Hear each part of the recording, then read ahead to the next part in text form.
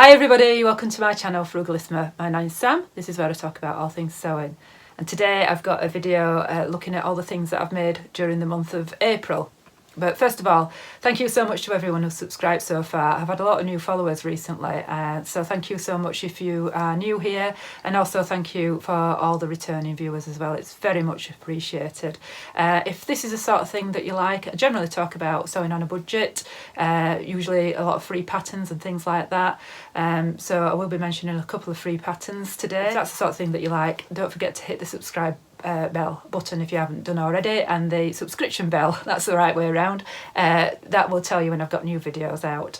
I'm trying to bring out weekly videos at the moment, but we'll see how that goes. Right, so on to the things that I've made. Been a busy old month as April, really. There've been a lot of challenges on Instagram, and I've wanted to support people really, because a lot of them are people that I sort of know or vaguely know, and you know, it's really nice to support each other. Plus really interesting challenges as well, you know, the sort of ones that I want to get involved with. So I'll start off with the one that you can see in the background here. And also in April, I not only had a lot of challenges going on, we organised a gathering in Yorkshire, and this is a dress that I made. So this is the Vien dress by Sari Sewing, and I organised it along with Ali, who was on the Great British Sewing Bee, Thimbers on Instagram, and Donna, who's Sari Sewing. And I thought I'd make it up as a little bit of a surprise for her. So the fabric is from Rainbow Fabrics of Kilburn. And I was a little bit dubious as to what it'd look like on. I thought it might be a little bit like a nightgown by the time I finished with the colouring and what have you. But I absolutely loved it, really did love it. So really, really simple make, this one. Yeah, it's just a bodice with elasticated waist, so it brings you in at the waist, and you can bring that in as much as you want. You don't have to have it tight around the waist. In fact, in the instructions, I think she gives you about 5 centimetres of ease in the waist, but I wanted to bring it in a little bit more. And then you've got 2 tiers on it. So I will try and insert some photographs as I'm speaking. I didn't get a lot of the evening, unfortunately, but yeah, I'll try and get some photographs of me wearing it. So you've got sort of shoulder, elbow length sleeves there, and then you've just got the elastic there to bring it in, and then it's fastened with a buttonhole at the back, button and loop closure at the back. Yeah, really simple make. The instructions are fantastic, and I'm not just saying that because Donna's a friend of mine. She's got a sew along video as well, that if there's anything that's unclear, then you know, it's there to support. Just a really simple make. I use the gathering method that I've got a video out on for the tiers. So you've got a tier going into the bodice here, and then you've got a bottom tier here, which you probably can't see very well. I just used I've got a video out on how to use that gathering method. It makes it a lot more even, in my opinion. And the elastic on a similar method, but it's a little bit awkward. That was the only bit really that I found awkward. So you've no bust darts on this. The sizing, I will put the sizing on the screen as I'm talking about it. She uses symbols as sizing, so it's really quite difficult to talk about, but I just sewed the size that I fell into, 35-inch bust now I am, I think. So I used whatever symbol was appropriate. So I'll insert that as I'm talking so that you can see what I'm talking about, because it sounds a bit confusing, but she doesn't use numerical or alphabetical sizing system. She uses symbols. And that's so that you measure yourself and you get your correct measurements, and she does it in centimetres as well. So you know, if you're working inches like I usually do, then you've got to measure yourself and get the right sizing. So yeah, fitted lovely. We had a fantastic night at the gathering. It was a real success. We only had 90 tickets and they sold really quickly. And we just kept it quite casual really. If you wanted to make something new for the event, then you could make something new for the event. But if you wanted to turn up in a pair of jeans and a nice top, that were fine as well. And people did that. So that was great. Everybody felt comfortable. The food was fantastic. We just charged £25 for a ticket. There was no profit made from us. We just did it out of the goodness of our hearts, and yeah, there was a cocktail for people when they arrived. We did have prizes. We had prizes for the person who travelled the furthest, so that was someone who came all the way from France. widest legs. Nadia, who's Stitch and Style by Nadia, she nearly won that, but there was another lady who was just pipped her at the post, I think. What else did we have? There was an Upcycled one. This lady made the most fantastic pair of boots. I'll put some pictures in as I'm talking. She recovered a pair of boots, fantastic. We wanted to make it as inclusive as possible, and you know, I think people had a really good night. The DJ on, he was really good. He played music that was appropriate to the age group that was there. They were all ages there, to be fair. They weren't all my age, but yeah, everybody seemed to have a fantastic time, and yeah, every bit of feedback that I've had has been positive. So I think we will be doing that again. So back to the Vien dress. Not much more to say about it really. It's just a really comfortable thing to have worn for a party. I've got a couple of other do's, as we say in Yorkshire, this year. I've got my father's 80th birthday. I've got my niece is getting married later this year, and we'll be going to the races for a hen party. So this will get worn again, probably for the hen party and possibly for my dad's birthday if I don't get something made before then, and then I'll make something new for the wedding. So yeah, it's going to have at least 3 wears, and I will be wearing it again. So it's been a really nice, comfortable thing to wear. You feel dressed up without being overdressed and without being restricted. So love it. So that's the Vien dress by Size Me Sewing. The next things that I made were all to do with the challenge that Rowan at the Yorkshire Sew Girl, my pal Rowan and Cloth Edit were hosting. They were doing a Sew April Blouse challenge, and at the same time Jen Legg, who was at the gathering, did recreate the look, and then there's been the Refashioners challenge on, and Nadia at Stitch and Style by Nadia was doing her Oh So Me challenge. So I wanted to join in with them all, but I didn't want to make 4 separate garments.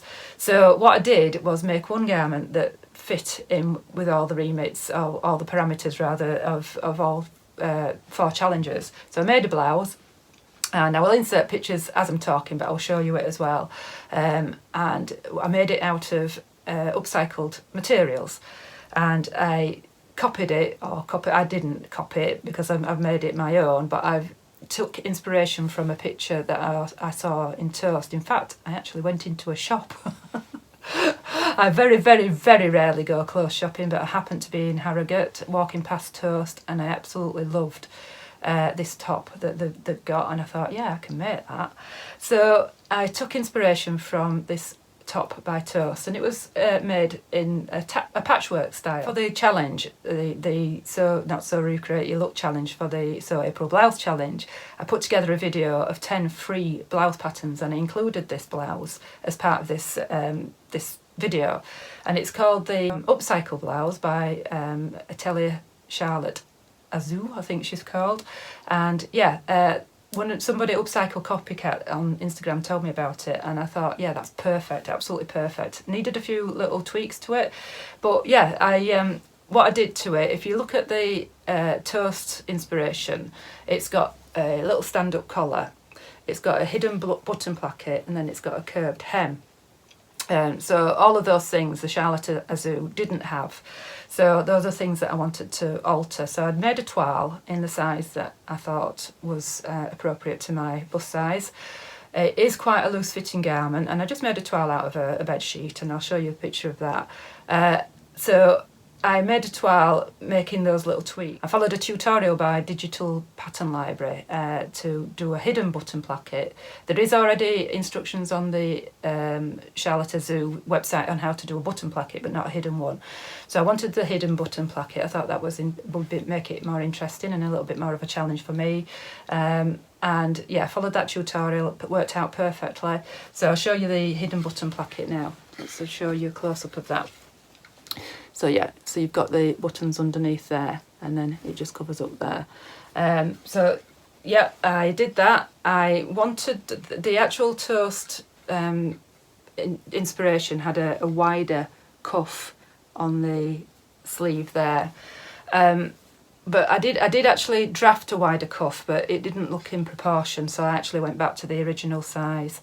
I tried putting a collar on, and although it worked, didn't look right because this neckline is quite low. It needed it to be a higher neckline, and to be quite honest, I didn't really want a higher neckline. I wanted the lower scoop neckline, so I did away with that idea. The bottom of the shirt here, I've just finished with the bias binding. So actually the instructions tell you to just to do double hem, but the instructions on the website are for a straight hem.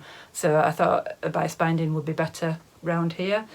So yeah, you can see all the different fabrics that I've used. We've got, at the bottom here was a duvet that was on my mum's bed. This was a shirt that I made. Then you've got a piece of cotton voile there, and then you've got an oak pillowcase here, which I really wanted to include. And because I cut into the pillowcase, I wanted to use as much of that as I possibly could. So I've used it bits and bats everywhere where else as well. Then we've got a piece of linen there, piece of white linen. I think I made a Chelsea raglan out of that. And then on, where's this other duvet? Got another piece of duvet there. Can you see that's got like a very faint stripe on it, so you can see it better probably on the pocket. So that's it, where I've turned it round the other way.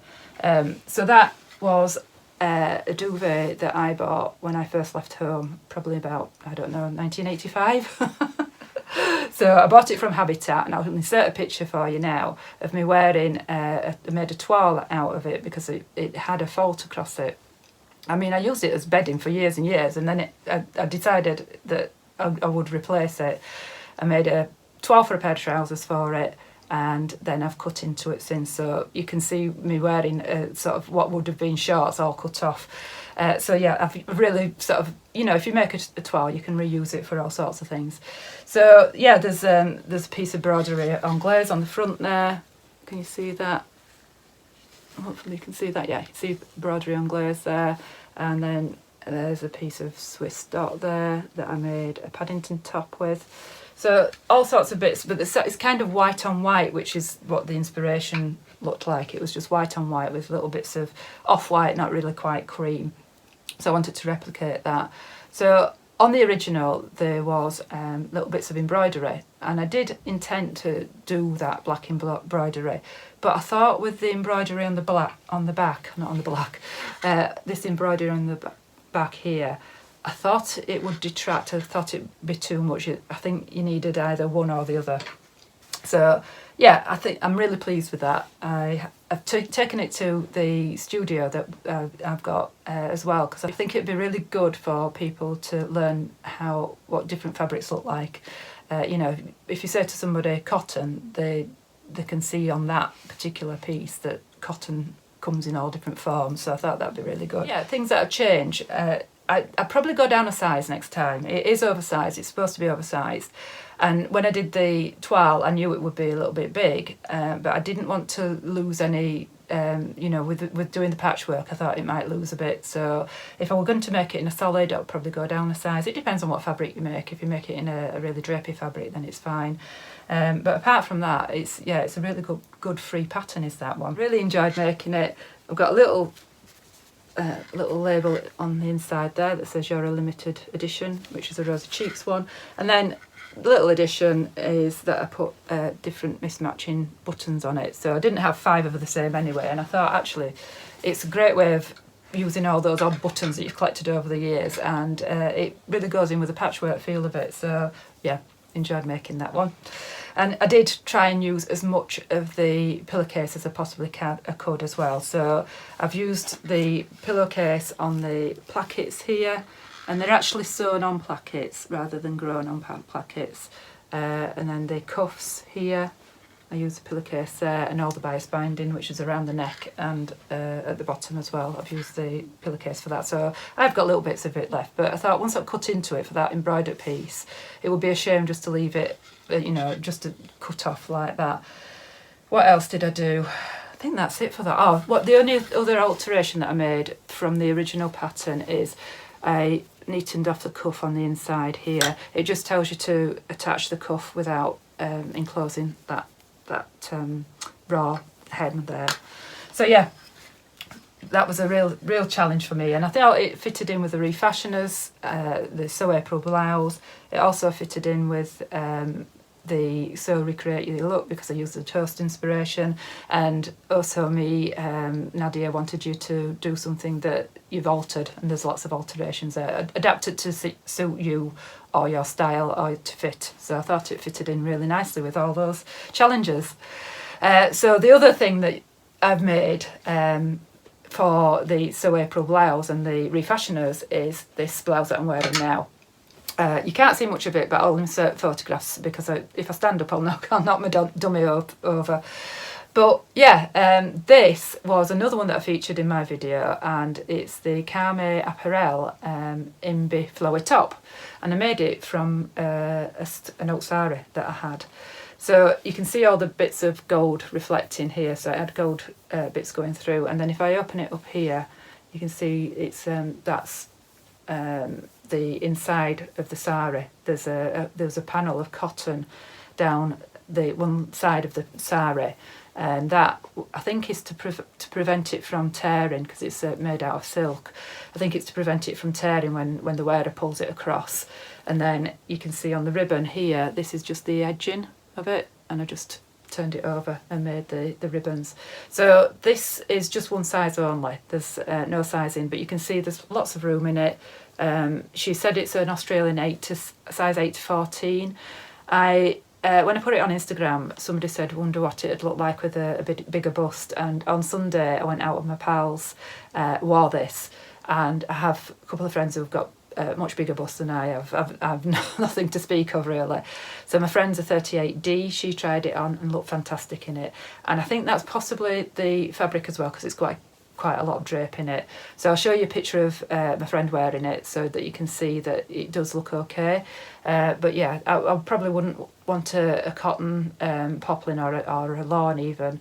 The designer has designed it for like a cotton block print, and it looks beautiful in those block prints that she's designed it for, but they are quite lightweight. It was tricky to work with this, I'm not going to lie. Saris come in a really long length, so you know they are quite tricky to handle, and I didn't want to cut it down too much. I've used I've got some rainbow serger thread, so I've used that on the inside.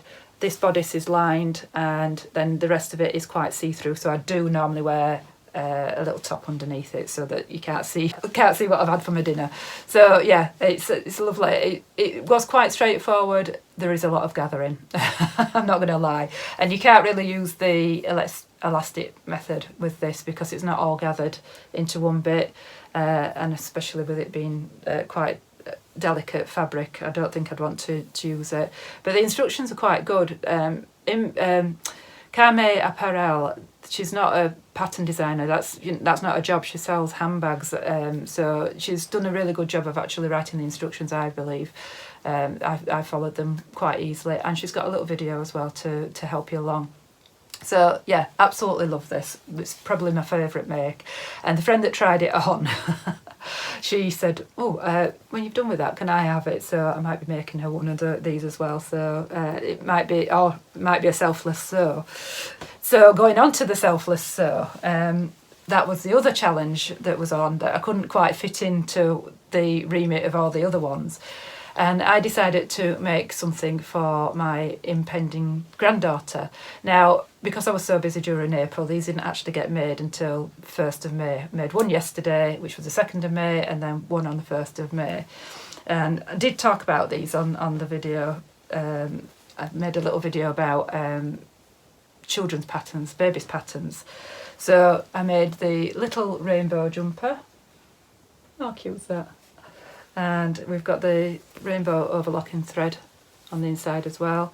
So this is from Second Star fabric. This is the snuggly top, I think it's called, and it comes as a t-shirt. It comes different neck lines. You don't have to put a band at the bottom there. But when I was on the website, I saw the fabrics and I thought I fell in love with the fabrics, so I actually bought some new fabric. So the granddaughter hasn't arrived yet. She was due last Monday, and we're still waiting for her. So luckily I've had time to actually make these up. So I've made the little dungarees out of this little elephant with the rainbows on, and then I've put the rainbow pockets in, and then I've not quite got round to putting the snaps on. I'll just do that next couple of days, and then the bodice is lined with the rainbow fabric as well. So I can't show you a picture of her wearing them because she hasn't arrived yet, unfortunately, so that will be quite cute though. So I really enjoyed these. I mean, it is a bit pointless putting pockets in for a baby, but I just loved that design detail. I thought it reflected the rainbows anyway, and I just loved that little design detail. So really easy to follow pattern actually. Baby's clothes are really fiddly, I'm not going to lie. You know, putting cuffs on this small, it's just fiddly. But you've got the little Made by Grandma label there. So those were the two selfless sew things that I made, and I have got one cut out for Big Sister as well, and that is the I bought this. She's really into Wheels on the Bus, and this is from the same fabric shop. So you've got pictures of London, scenes of London. So hopefully I'm going to get that finished for the coronation on Saturday, and I will be seeing her at the weekend, and she'll be able to wear that for the coronation, because I think it's sort of coronation, but you can wear it all year. It's scenes of London. So, and I've got the I'll be using the rainbow stripes on the sleeves. So that what I've cut out for her is the Misusu patterns. It's a Rowan T. And I've made that before for her, but obviously in a smaller size. They grow so quick, don't they? So yeah, that's a plan that I will be taking into May. So that's it, I think, that I've made so far. Hopefully we'll have a quiet month in May. We've got Me Made May. I'm participating in that, so I'm sharing things that I've been making during the month of May daily on Instagram. But my pledge is to sort of revisit some of the things that I've made that need altering. Having lost a bit of weight this last year, I've got a few things that don't fit me quite right, and I'm going to make the decision whether I'm going to keep them or upcycle them, or you know, just adjust them. So I will keep you posted on some of the alterations that I've made for those. The Refashioners 2023 challenge is going on until I think it's the 17th of May. Let me just double check for you. 14th of May, that's going on until. So I'm hoping to get a few more refashions made as well. So that will be keeping me busy up until May. I've got another social on with Ali at my studio. That's fully booked. I've got a lady coming from all the way from America, and I've got, hi Laurie-Anne, and I've got my cousin from Australia as well, hi Leslie. So it's going to be a really international affair this time. So that's next Tuesday on the 9th of May. I will keep you posted if there's any availability, but that is just fully booked unfortunately. So I'll keep you posted if I've got any more coming free. So that's it. Oh, one more thing I will say about the Refashioners. In the past, it has been judged as the best or refashion. This year, I think it's a little bit fairer.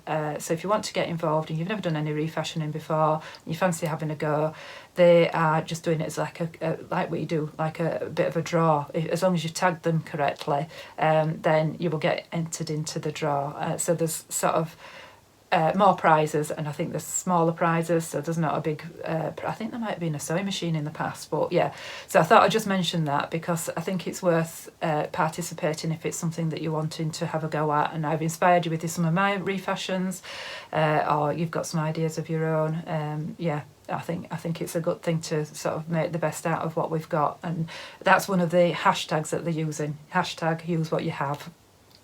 So yeah, it really sort of resonates with me, does that one. So that's it from me today. Thank you so much for watching. Hopefully I'll get this up quickly. And again, don't forget to leave me a comment below if you fancy taking part in the Refashioners, or if you're taking part in Me Made May and you're not sure how to participate. It is just a personal challenge. There's no prizes for Me Made May. It's just a personal challenge to help people to actually wear the clothes that they've made, and it is one of the challenges that encouraged me to wear the things that I've made. So I absolutely love this challenge. No prizes at all for this one. So that's it for me today. Thank you so much for watching. I shall speak to you later. Bye.